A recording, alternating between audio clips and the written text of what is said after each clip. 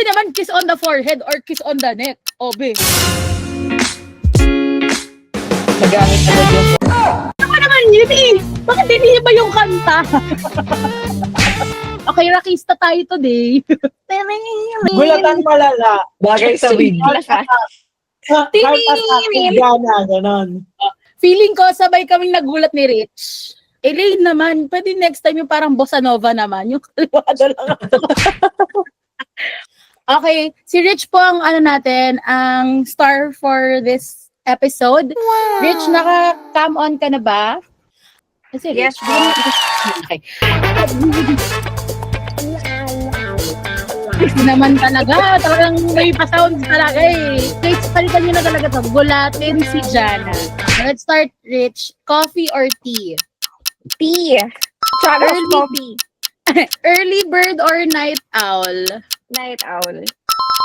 The beach or the mountains? The mountain. Binge watching or book reading?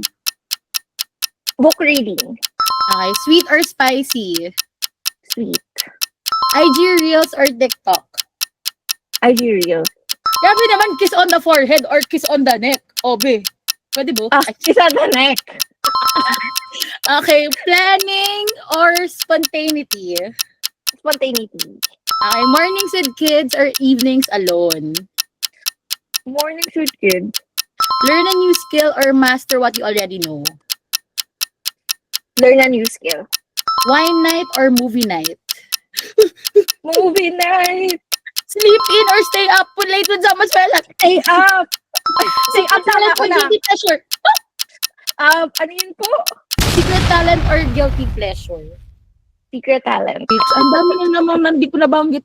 Bibilisan ko na talaga next time. But anyway, thank you, Rich, for answering all of our questions and for being game. Ako din, gusto ko din yung kiss sa neck.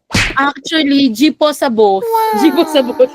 Anyway, that's all for today, guys. Thank you sa pag-attend sa ating town hall. Hoping for a productive and prosperous June for everyone and see you on the next one. Bye-bye, guys. Bye-bye.